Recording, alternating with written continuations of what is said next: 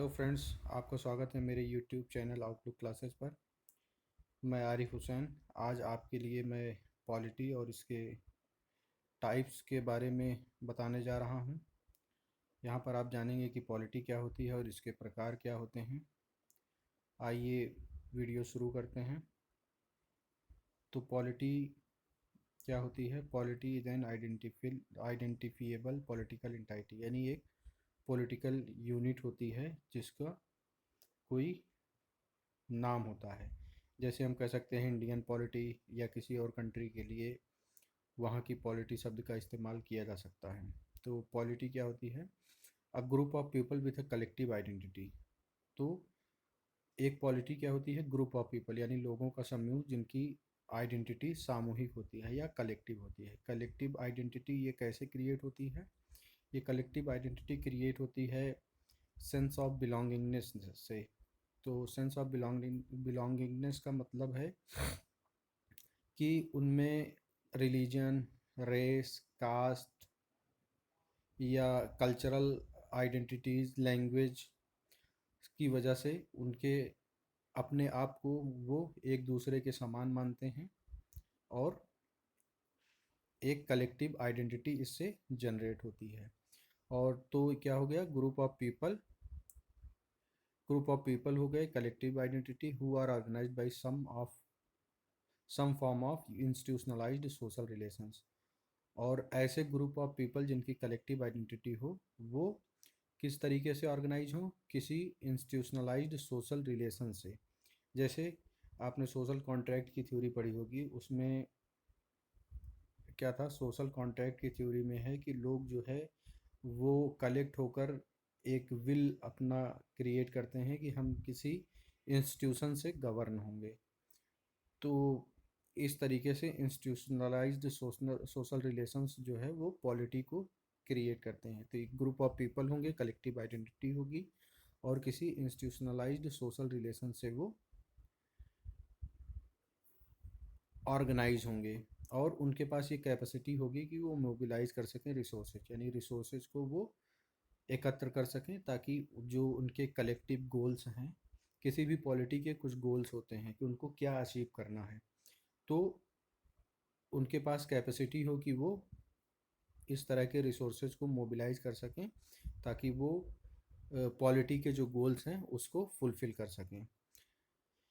अब पॉलिटी को एक तरीके से और समझा जा सकता है, जैसे एक पॉलिटी क्या होती है? Any group of people organize for governance. तो कोई भी ग्रुप ऑफ पीपल जो गवर्नेंस के लिए ऑर्गेनाइज हुए हों, वो पॉलिटी फॉर्म करते हैं। जैसे एक कॉरपोरेट बोर्ड, या गवर्नमेंट किसी कंट्री की, या किसी कंट्री के सब डिवीज़न की। सब डिवीज़न का मीन्स कि किसी प्रोविंस की, किसी डिस्ट्रिक्ट की।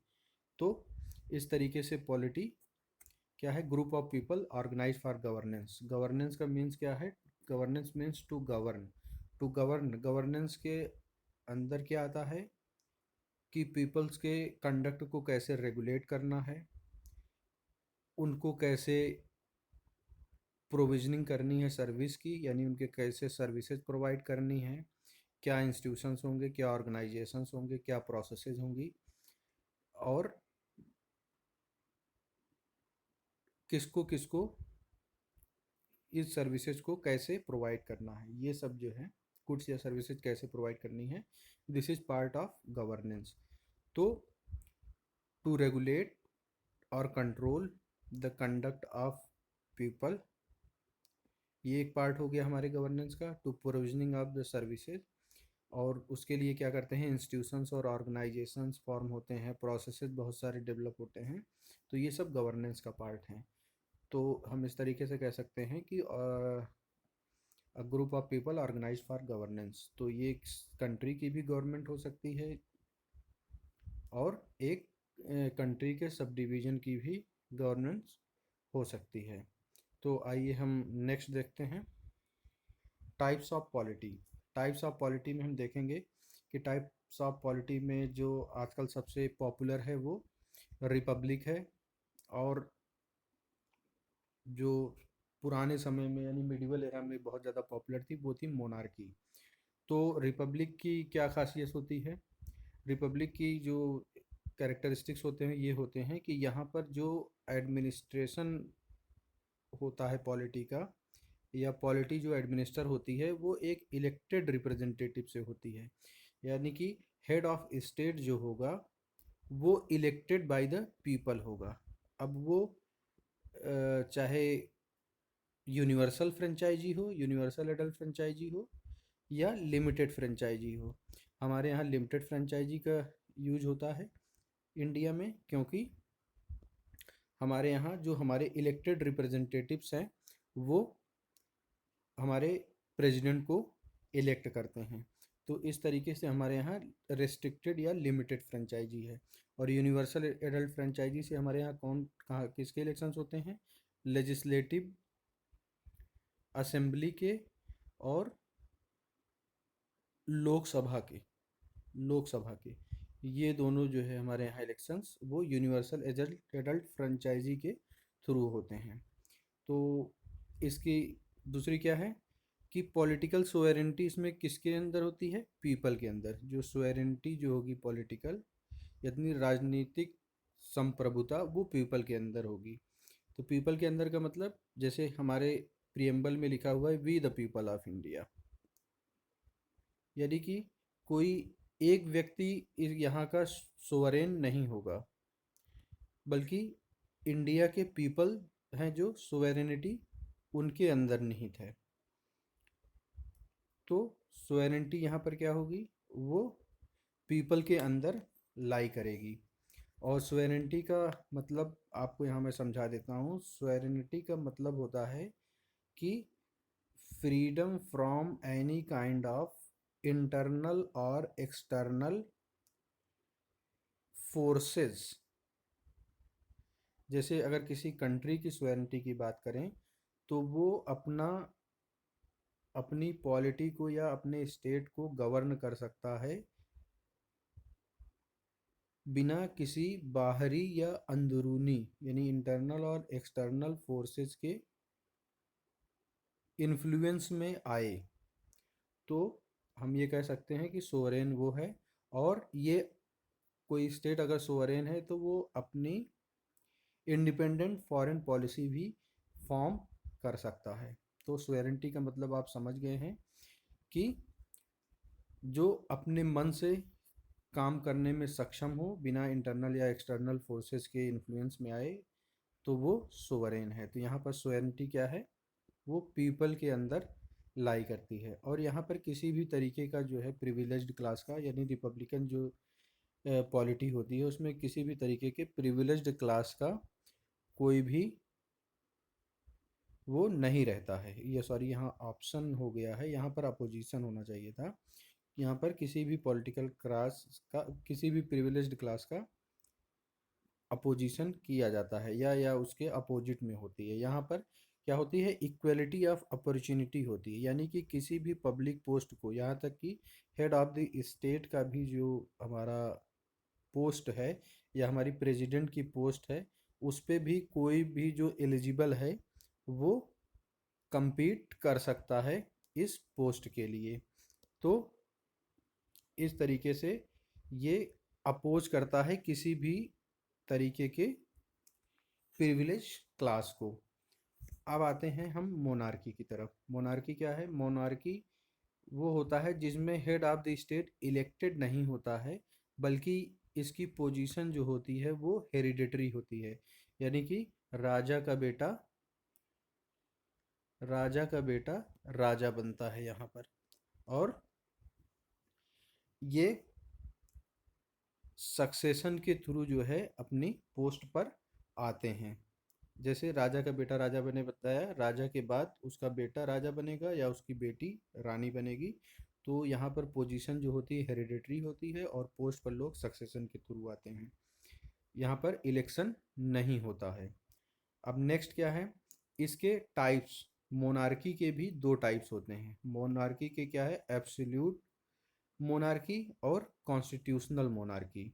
अब एब्सोल्यूट मोनार्की में क्या है? Monarch rules as an autocrat. Autocrat मतलब जो अपने इच्छा से शासन करे, यानी विल से शासन करे। Will when a person who is head of the state rules according to his will, he is an autocrat. तो रूल क्या कैसा होता है एब्सोल्यूट मोनार्की में? ऑटोक्रेटिक।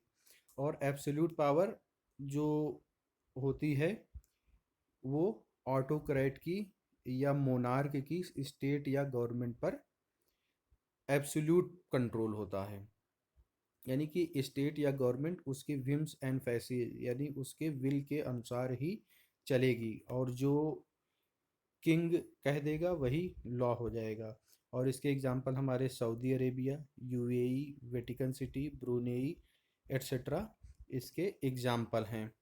अब आते हैं कॉन्स्टिट्यूशनल मोनार्की की तरफ। कॉन्स्टिट्यूशनल मोनार्की क्या होती है? Unlike absolute monarchy in which the ruler rules according to his will, इसमें क्या होता है कॉन्स्टिट्यूशनल मोनार्की में? मोनार्क की पावर जो है वो सब्जेक्ट टू कॉन्स्टिट्यूशन होती है, यानी कि उसके पावर पर कॉन्स्टिट्यूशन का कंट्रोल रहता है या उसकी पावर डिफाइन होती हैं कॉन्स्टिट्यूशन के अंदर। हालांकि उसकी पोस्ट तो हेरिडेटरी होगी और वो सक्सेशन के थ्रू ही जो है पोस्ट पर आएंगे, लेकिन यहाँ पर इलेक्शन नहीं होगा। लेकिन जो उनकी पावर होगी वो लिमिटेड होगी कॉन्स्टिट्यूशन से, यानी कि रूल ऑफ लॉ वहाँ पर एग्जिस्ट करेगा। रूल ऑफ लॉ वहाँ पर एग्जिस्ट करेगा। तो इस तरीके का एग्जाम्पल क्या है? ब्रिटेन। ब्रिटेन एक कॉन्स्टिट्यूशनल मोनार्की। अभी आपने सुना होगा कि जो क्वीन वहाँ की उनकी डेथ हुई है, क्वीन विक्टोरिया की। मैं गलत भी हो सकता हूँ, इसमें कंफ्यूज हूँ, क्वीन एलिजाबेथ थी या विक्टोरिया। लेकिन ये जो है कॉन्स्टिट्यूशनल मोनार्की का एक एग्जांपल है ब्रिटेन। तो यानी कि जो मोनार्क जो जिसकी पोजीशन हेरिडिटरी है और वो सक्सेशन के थ्रू आया है, वो सब्जेक्ट टू कॉन्स्टिट्यूशन है, यानी उसकी पावर्स जो है वो कॉन्स्टिट्यूशन से लिमिटेड हैं, यानी रूल ऑफ लॉ वहाँ पर एग्जिस्ट करता है even on the head of state. तो इस तरीके से क्या हो गई ये कॉन्स्टिट्यूशनल मोनार्की कहलाएगी। आइए अब नेक्स्ट देखते हैं। नेक्स्ट हमारा क्या है? Type of polity, authoritarianism. Authoritarianism में क्या होता है? ये एक नॉन डेमोक्रेटिक पॉलिटिकल सिस्टम होता है। नॉन डेमोक्रेटिक पॉलिटिकल सिस्टम्स का मीन्स हम कहेंगे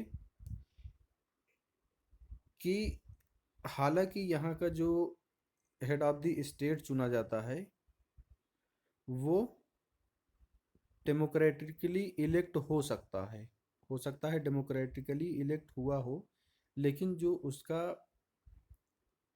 एक्ट्स हैं, जो उसकी कार्यशैली है, वो क्या है? वो टोटली डेमोक्रेटिक वैल्यूज़ के अगेंस्ट हो। डेमोक्रेटिक वैल्यूज़ का मतलब कि वहाँ पर रूल ऑफ लॉ एग्जिस्ट नहीं करता हो। रूल ऑफ लॉ एग्जिस्ट नहीं करता हो। यहाँ पर कॉन्स्टिट्यूशन हो सकता है अथॉरिटेरियन स्टेट में, लेकिन जो हेड ऑफ द स्टेट है वो उसके अकॉर्डिंग काम नहीं करता है। तो हम कह सकते हैं कि एक नॉन डेमोक्रेटिक पॉलिटिकल सिस्टम है। और इस तरह का जो पॉलिटी होती है वो कैसे गवर्न होती है? एक इंडिविजुअल या एक ग्रुप ऑफ इंडिविजुअल से, जैसे जुंटा कह सकते हैं, हमारा म्यांमार में है, मिलिट्री रूल है वहाँ पर इस वक्त। तो ग्रुप ऑफ इंडिविजुअल्स हैं जो तख्ता पलट के थ्रू आए हैं, और यहाँ पर जो है वो पॉपुलेशन से इलेक्ट नहीं होके आए हैं। हालांकि ये जो है डेमोक्रेटिकली इलेक्ट हो सकते हैं, लेकिन इनका जो कार्यशैली है वो जो है इसको अथॉरिटेरियन बना देती है। एक्सरसाइज आर्बिट्रेरी पावर, यानी कि वो जो है मनमानी जो है शक्तियों का इस्तेमाल करते हैं और अपनी इच्छा के अनुसार शासन करते हैं। और यहाँ पर एक चीज़ और अंतर बता दें आपको, यहाँ पर पोजीशन हेरेडिटरी नहीं होती है, और ना ही सक्सेशन के थ्रू यहाँ पर जो किंग हैं वो आते हैं। यहाँ पर जैसे आप एक कह सकते हैं कि हिटलर हिटलर एक इसका एग्जांपल हो सकता है अथॉरिटेरियन का। और मुसोलिनी हो सकता है। वो जो है किसी इलेक्शन या उसके थ्रू पावर में नहीं आए थे, या आए भी थे तो उन्होंने इसको जो पॉलिटिकल सिस्टम था उसको सबवर्ट करके उसको अथॉरिटेरियन में चेंज कर दिया था। तो मोर स्पेसिफिकली हम कह सकते हैं कि एक पॉलिटिकल सिस्टम जिसमें इंडिविजुअल या ग्रुप ऑफ इंडिविजुअल्स पावर को होल्ड करते हैं, यानी सभी पावर को होल्ड करते हैं, और वो rule according to their will, अपने इच्छा के अनुसार वो जो है शासन करते हैं। और वो गवर्नेंस में पॉपुलर पार्टिसिपेशन को रिस्ट्रिक्ट करते हैं या प्रोहिबिट करते हैं, रोकते हैं, यानी कि गवर्नमेंट में या गवर्नेंस में किसी तरीके का पॉपुलर पार्टिसिपेशन नहीं होता है। और किसी भी तरीके के डिसेंट यानी असंतोष या विरोध को वहाँ पर दबाने का प्रयास किया जाता है। तो इस तरीके का जो क्या होता है इसमें हमने देखा कि पहले कि वो हेरिडिटरी या सक्सेशन से नहीं आता है। दूसरा, इंडिविजुअल या ग्रुप ऑफ इंडिविजुअल जो डायरेक्टली इलेक्टेड नहीं, ये फ्रीली इलेक्टेड नहीं होते हैं। फ्रीली इलेक्टेड मीन्स यहाँ पर दो सेंस में हो सकता है कि या तो वो इलेक्शन के थ्रू ही ना आए हों, वो अपनी करिज्मेटिक पावर की वजह से वो राइज किए हों उस पोजीशन पर, या ये भी हो सकता है कि जो उनका इलेक्शन हुआ हो वो फेयर ना हुआ हो, यानी कि फेयर इलेक्शन में मैल प्रैक्टिसेज हुई हो और ये जो है फ्रॉड के थ्रू जो है शासन को इन्होंने हथिया लिया हो। तो ये अथॉरिटेरियनिज्म का एक एग्जाम्पल हो सकता है। और नेक्स्ट हम आते हैं इसी पर।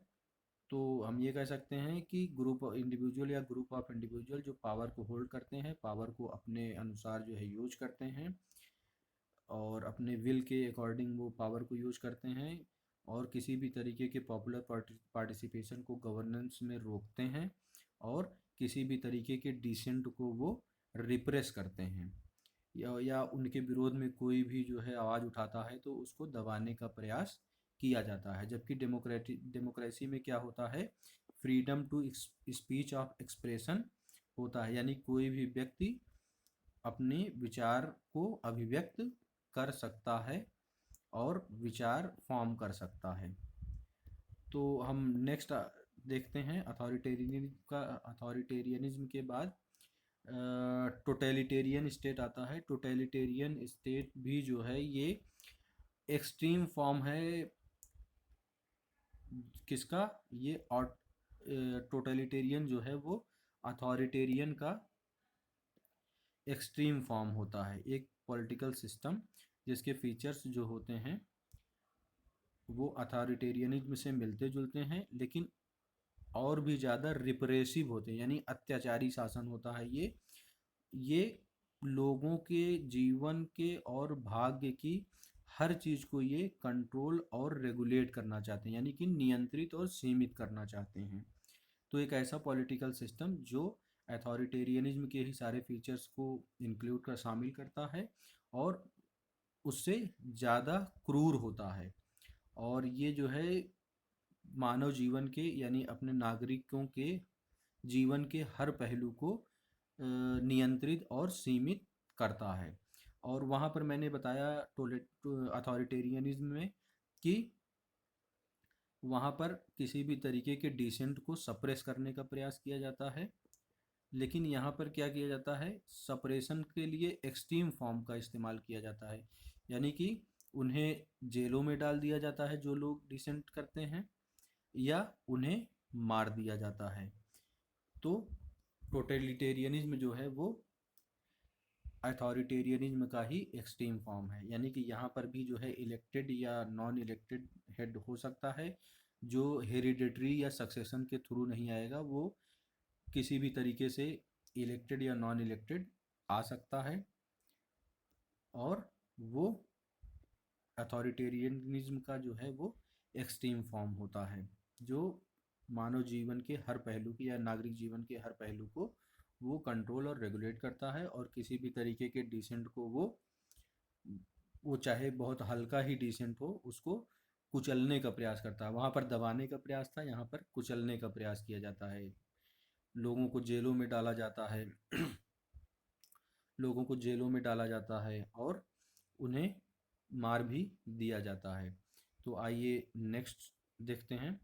हाँ, अब हम पॉलिटी या स्टेट को, उसका एटीट्यूड क्या है रिलीजन की तरफ, इस बेसिस पर भी डिवाइड कर सकते हैं। यानी कि टाइप्स ऑफ पॉलिटी, सॉरी यहाँ पर क्वालिटी नहीं पॉलिटी होगा, पॉलिटी होगा, ये क्वालिटी नहीं होगा।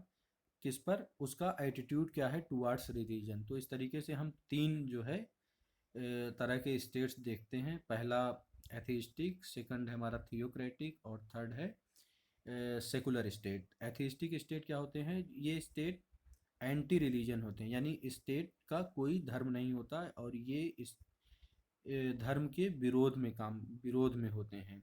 और इसी तरीके से हर रिलीजन की ये निंदा करते हैं, यानी कि स्टेट का कोई भी रिलीजन नहीं होना चाहिए, ये इनकी बेसिक फिलॉसफी होती है। और ये